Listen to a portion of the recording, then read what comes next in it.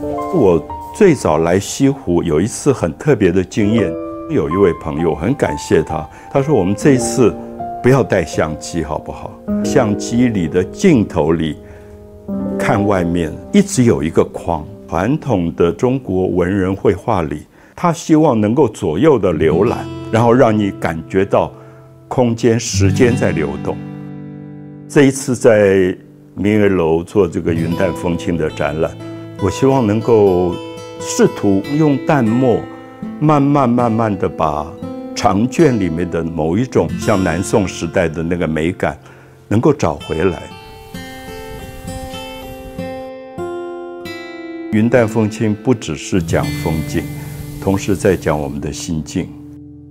西湖是一个特别给我云淡风轻的这样感觉的地方。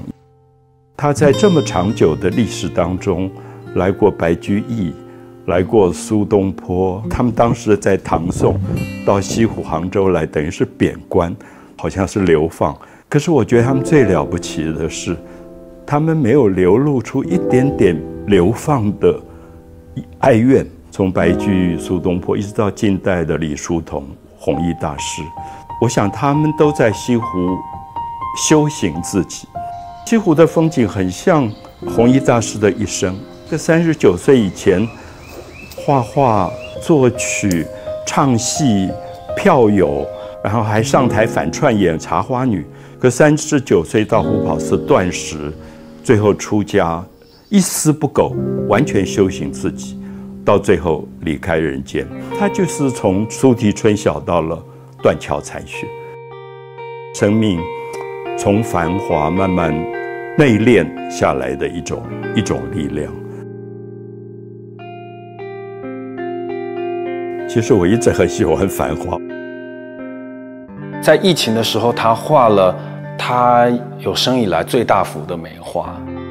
在台湾鸾山部落，当时可能本来很多人种梅火，然后要采那个梅子，后来种太多了，没有经济价值了，就变成满山荒废的梅花，无人闻问。他生命是不受拘束，就满山遍野，一个接一个的长。他说极其的繁华灿烂。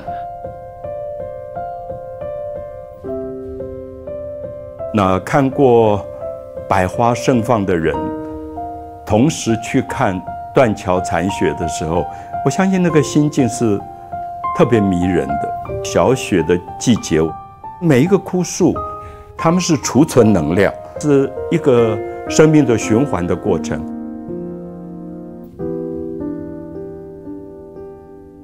我这几年有一点害怕太过正式的美术馆，所以我想在明月楼大家都轻松一点，坐下来了，你可能看到是一句维摩诘经的句子，你可能看到是外面现在正在繁花盛放的广玉兰的花。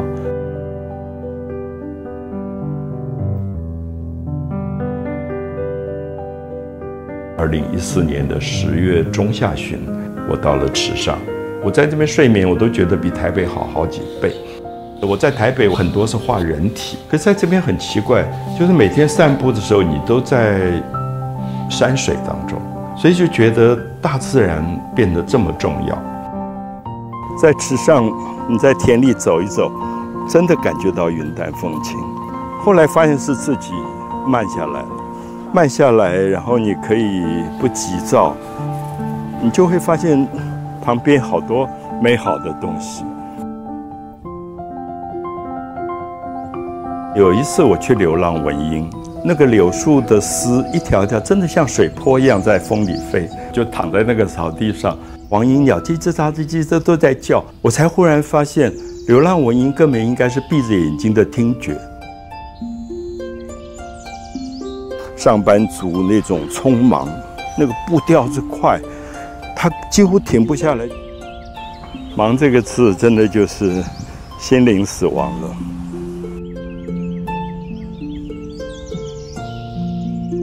也有人有一种智慧，可以把非常危机的事情处理到云淡风轻。诸葛亮，他总是出来摇着折扇，司马懿的大军包围，压境，他在城楼上弹琴。我想那个云淡风轻是知道赢或输之外，还有一个人自己的品格。我觉得这是西湖应该要教会我们的。我希望西湖变成我们现代人的某一种拯救，某一种救赎。